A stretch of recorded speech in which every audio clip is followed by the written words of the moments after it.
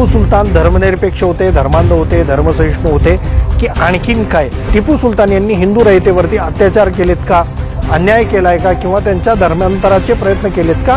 की सावरकरांनी टिपू सुलतान यांच्यावरती जे आरोप लावलेत ते आरोप हे कपोलकल्पित आहेत आणि कल्पनातीत पुस्तकाच्या आधारे त्यांनी हे आरोप लावलेत। नमस्कार, मी सरफराज अहमद। टिपू सुलतान यांच्या संदर्भात सातत्यानं वेगवेगळ्या प्रतिक्रिया आपल्या कानी येत असतात, वेगवेगळ्या चर्चा त्यांच्या जयंतीच्या पार्श्वभूमीवर आणि वेगवेगळ्या वादांच्या पार्श्वभूमीवर आपण ऐकलेल्या आहेत। टिपू सुलतान धर्मनिरपेक्ष होते, धर्मांध होते, धर्मसहिष्णू होते की आणखीन काय, याच्याविषयीचा उलगडा मराठी माध्यमांच्या माध्यमातून अद्याप झालेला नाही आहे। अनेकांनी त्याच्याविषयी पूर्वग्रहावर आधारित काही मांडणी करण्याचा प्रयत्न केला आहे, पण ती मांडणी देखील मुळापर्यंत पोहोचत नाही। टिपू सुलतान यांचा इतिहास समजून घेत असताना धर्म हा केंद्रबिंदू म्हणून किंवा धर्म हा केंद्रबिंदू मानून त्यांच्या इतिहासाची मांडणी करायची, किंवा वसाहतवादाच्या विरोधामध्ये टिपू सुलतान यांनी, वसाहतवाद म्हणजे इंग्रजांच्या वसाहतीच्या विरोधात टिपू सुलतान यांनी जो संघर्ष केला आहे त्या वसाहतवाद विरोधी संघर्षाला केंद्रबिंदू मानून त्यांच्या सगळ्या कार्याची माहिती घ्यायची। हे नीटचं ठरत नसल्यामुळे किंवा ते ज्ञात नसल्यामुळं महाराष्ट्रामध्ये अद्याप टिपू सुलतान यांच्या इतिहासाची नीटशी व्याख्या होऊ शकलेली नाही। टिपू सुलतान यांचा इतिहास समजून घेण्याचा प्रयत्न आपण याच्या पुढं काही व्हिडिओंच्या माध्यमातून करणार आहोत। एक 8-10 व्हिडिओ आपण मॅक्स महाराष्ट्रवरती टिपू सुलतान यांच्या संदर्भात बनवणार आहोत। त्याच्यामध्ये हा पहिला व्हिडिओ अर्थातच टिपू सुलतान यांच्या धर्मविषयक भूमिकेचा असणार आहे। धर्मविषयक भूमिका टिपू सुलतान यांची कशी होती, ज्या पद्धतीनं सेतुमाधव पगडी, रियासतकार सरदेसाई किंवा आणखीन दुसऱ्या मराठी इतिहासकारांनी टिपू सुलतानवरती आरोप लावले, त्या पद्धतीनं टिपू सुलतान यांनी हिंदू रयतेवरती अत्याचार केलेत का, अन्याय केलाय का, किंवा त्यांच्या धर्मांतराचे प्रयत्न केलेत का, हे देखील आपण तपासून घेणार आहोत। त्यात आता पहिल्यांदा ज्या आरोपाची आपण चर्चा करणार आहोत तो अर्थातच सावरकरांनी लावलेल्या 6 सोनेरी पाने या पुस्तकातल्या आरोपांची आहे। 6 सोनेरी पाने या पुस्तकामध्ये सावरकरांनी टिपू सुलतानविषयी हिंदू प्रपीडक क्रूर कर्मा टिपू सुलतान हे प्रकरण लिहिलं आहे। हे प्रकरण लिहित असताना सावरकर अनेक ठिकाणी असं म्हणत असतात की मी हे जे काही लिहिलं आहे ते सबळ पुराव्यांच्या आधारे लिहिलं आहे, मी माझ्या मनाचं याच्यामध्ये काही टाकलेलं नाही आहे किंवा कपोलकल्पित असं काही लिहिण्याचा प्रयत्न मी केलेला नाही आहे। माझ्या लिखाणाला सबळ असा आधार आहे आणि तो आधार नेमका काय आहे हे सांगताना सावरकर म्हणतात की कर्नल माइल्स वगैरेंनी जी पुस्तकं लिहिली आहेत ती पुस्तकं मी इंग्लंड मुक्कामी असताना वाचलेली आहेत आणि त्या पुस्तकाच्या आधारे हे पुस्तक किंवा या पुस्तकातला टिपू सुलतान यांच्याविषयीचं प्रकरण मी लिहिलं आहे। आता कर्नल माइल्सच्या ज्या पुस्तकाचा हवाला सावरकरांनी दिला आहे त्या पुस्तकाविषयी नेमकी कोणती माहिती वेगवेगळ्या इतिहास संशोधकांनी मांडून ठेवली आहे ती देखील आपण तपासून पाहणं गरजेचं आहे।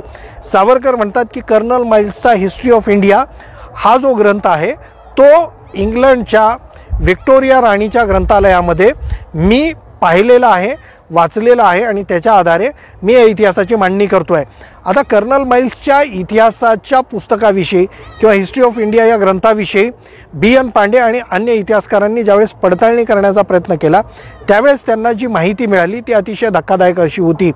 त्या लोकांनी ज्यावेळेस ब्रिटिश म्युझियमला, त्या राणीच्या ग्रंथालयाला पत्र लिहिली आणि पत्र लिहून ते पुस्तक मागवलं किंवा त्या पुस्तकाविषयीची माहिती मागवली, त्यावेळेस त्या ग्रंथालयानं उत्तरादाखल असं म्हटलं की कर्नल माइल्स नावाचा कोणताही व्यक्ती ईस्ट इंडिया कंपनीच्या इतिहासात झालेला नाही आणि तो व्यक्ती भारतात आल्याचे कोणतेही पुरावे नाहीत आणि त्यानं हिस्ट्री ऑफ इंडिया नावाचा ग्रंथ लिहिल्याची माहिती उपलब्ध नाही, त्यामुळं त्याचा कर्नल माइल्सचा हिस्ट्री ऑफ इंडिया हा ग्रंथ आमच्याकडे नाही। आता सावरकर म्हणतात की हिस्ट्री ऑफ इंडिया या कर्नल माइल्सच्या पुस्तकाच्या आधारे मी हे लिखाण केलं आहे, तर दुसरीकडं त्याची उलट तपासणी करत असताना त्या ग्रंथालयाची भूमिका मात्र अशी आहे की असा कोणताही व्यक्ती झाला नाही आणि त्या व्यक्तीनं असं कोणतंही पुस्तक लिहिलं नाही। याचा अर्थ स्पष्ट आहे की सावरकरांनी टिपू सुलतान यांच्यावरती जे आरोप लावलेत ते आरोप हे कपोलकल्पित आहेत आणि कल्पनातीत पुस्तकाच्या आधारे त्यांनी हे आरोप लावलेत। आता सावरकर झाले, सावरकरांच्या नंतर सेतुमाधव पगडींनी देखील असेच प्रकार केलेले आहेत। सेतुमाधव पगडी म्हणतात की मी देखील पुराव्यांच्या आधारे हे लिखाण केलंय। निशाने हैदरी हे जे मीर हुसेन अली किरमाणी याचं पुस्तक आहे त्या पुस्तकाच्या आधारे मी हे सगळं लिहिलं आहे। आता हा मीर हुसैन अली किरमाणी कोण होता, तर सेतुमाधव पगडी म्हणतात की मीर हुसैन अली किरमाणी हा टिपू सुलतानचा दरबारी होता। आता याचं क्रॉस चेक करत असताना आपल्याला माहिती काय मिळते, मीर हुसैन अली किरमाणी नावाचा इतिहासकार होता का? होता। त्यानं पुस्तक लिहिलंय का? लिहिलंय। तो टिपू सुलतान यांचा दरबारी होता का? होता। पण त्याच्या पुस्तकावर आपण विसंबून राहू शकत नाही किंवा त्याच्या पुस्तकातली माहिती सत्य आहे असं आपण मानू शकत नाही, कारण मीर हुसैन अली किरमाणी यानं तारीख टिपू सुलतान आणि निशाने हैदरी ही जी पुस्तकं लिहिली आहेत, ज्याला हमलात हैदरी असं देखील म्हटलं जातं, ती पुस्तकं 1799 मध्ये टिपू सुलतान शहीद झाल्यानंतर कलकत्त्याला इंग्रजांची पेन्शन घेऊन इंग्रजांच्या मार्गदर्शनानुसार टिपू सुलतान यांची बदनामी करण्यासाठी लिहिलेली आहेत। आता सेतुमाधव पगडी ज्यावेळेस मुघल इतिहासकारांची पुस्तकं त्यांची इतिवृत्त शिवाजी महाराजांचा इतिहास लिहिताना मदतीस घेतात, त्यावेळेस ते भूमिका घेतात की ही शत्रू पक्षातली साधनं आहेत, त्यामुळे याच्यावर आपल्याला विसंबून राहता येत नाही। पण हेच सेतुमाधव पगडी ज्यावेळेस टिपू सुलतान यांच्या इतिहासाची मांडणी करत असतात त्यावेळेस मात्र शत्रू पक्षाच्या इतिहास लेखनाची एकूण एक साधनं प्रमाण मांडतात जेणेकरून टिपू सुलतान यांची बदनामी करता येईल। आता हा झाला सेतुमाधव पगडींचा मुद्दा। आता त्याच्यानंतर अशा अनेक इतिहासकारांचा आढावा आपण घेऊ शकतो, पण टिपू सुलतान यांच्या संदर्भात धर्म आणि त्या धर्माविषयी टिपू सुलतान यांनी घेतलेली भूमिका ही आपण थोडीशी तपासून पाहणार आहोत। आता मागे काही दिवसांपूर्वी एका वृत्तवाहिनीनं टिपू सुलतान यांच्यावरती एक व्हिडिओ बनवला आणि त्याच्यामध्ये असा आरोप लावला की टिपू सुलतान यांच्या काळामध्ये राज्यामधल्या 8000 मंदिरांपैकी फक्त 2 मंदिरं ही चालू होती किंवा त्याच्यामध्ये नित्योपचार चालायचे अथवा त्याच्यामध्ये पूजा करण्याची परवानगी टिपू सुलतान यांनी दिली होती। ही दादांत खोटी माहिती त्या वृत्तवाहिनीनं दाखवली, कारण यंग इंडिया मासिकामध्ये स्वतः महात्मा गांधींनी 1930च्या दशकामध्ये लिहिलं आहे की टिपू सुलतान हा धर्मसहिष्णू बादशाह होता, कारण म्हैसूरमध्ये श्रीरंगपट्टणमच्या किल्ल्यात त्याच्या महालाच्या 4ही बाजूला मंदिरं आहेत, ती मंदिरं मी पाहिली आहेत असं गांधी स्वतः म्हणतात। आज देखील तुम्ही श्रीरंगपट्टणम किल्ल्यामध्ये टिपू सुलतान यांच्या लाल महालासमोर उभे राहिलात तर समोर एक मोठं मंदिर दिसतं आणि टिपू सुलतान यांच्या लाल महालाच्या मागच्या बाजूला अनेक मंदिरं दिसतात। जर टिपू सुलतान यांनी धर्म विरोधी भूमिका किंवा धर्मांध भूमिका अथवा हिंदू विरोधी भूमिका घेतली असती तर ही मंदिरं तिथं शिल्लक राहिली नसती। त्याशिवाय श्रीरंगपट्टणममध्येच समर पॅलेसमध्ये टिपू सुलतान यांच्या संग्रहातल्या अनेक वस्तू ठेवलेल्या आहेत आणि त्या वस्तूंच्या संग्रहालयामध्ये टिपू सुलतान यांनी वेगवेगळ्या मंदिरांना इनाम दिलेली भांडी देखील ठेवलेली आहेत। शिवाय माझं जे पुस्तक आहे असा होता टिपू सुलतान, त्या पुस्तकामध्ये मी 100हून अधिक मंदिरांची यादी दिली आहे, ज्या मंदिरांना टिपू सुलतान यांनी शेकडो एकर जमिनी दान दिलेल्या आहेत।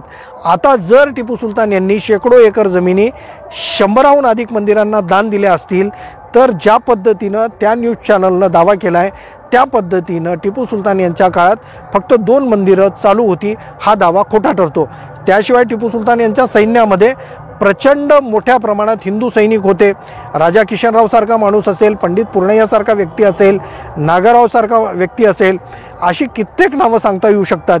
टिपू सुलतान यांच्या संदर्भात अनेक इतिहासकारांनी, स्वतः रियासतकार सरदेसाईंनी देखील टिपू सुलतान यांच्या दसऱ्याचा उल्लेख करून टिपू सुलतान दसरा कशा पद्धतीनं साजरा करायचा हे सविस्तर मांडलेलं आहे। त्यामुळे टिपू सुलतान हे धर्मविरोधी भूमिका किंवा हिंदू विरोधी भूमिका घ्यायचे, ही जी मांडणी आहे ती निखालच खोटी आहे, त्याच्यामध्ये सत्याचा कोणताही अंश नाही आहे। इतकंच नव्हे तर टिपू सुलतान यांच्या हाती शत्रू पक्षाच्या काळोबा पंडित नावाचा पेशव्यांचा एक सरदार नरगुंद येथे तैनात होता, त्याच्यावर ज्यावेळेस हल्ला केला त्यावेळेस त्या काळोबा पंडिताच्या घरच्या अनेक स्त्रिया या टिपू सुलतान यांच्या सैन्याच्या हाती लागल्या। त्यावेळेस टिपू सुलतान यांनी त्या स्त्रियांना स्वतःच्या शाही छावणीत ठेवलं आणि त्यानंतर त्या स्त्रियांना साडी चोळीचा आहेर केला आणि लहान मुलांना सोन्याचे कडे भेट दिले आणि त्या स्त्रियांना परत पाठवून दिलं।